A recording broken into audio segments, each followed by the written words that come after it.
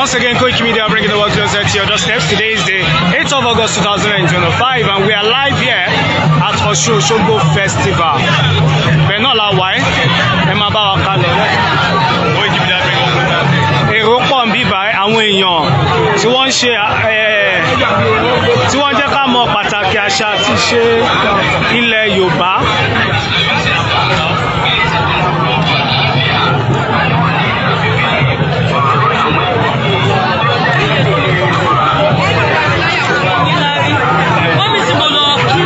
Eléyìí ni wọ́n ń pè ní àgèrè, àwọn tí wọ́n máa ń ga. Thanks for joining live. Koikimedia brand is fully represented here.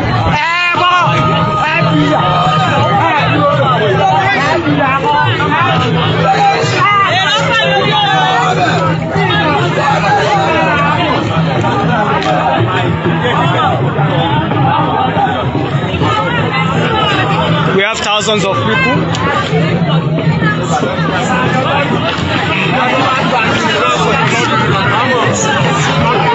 Who have come here to pay homage to the ancient water spirits, the said Osogbo.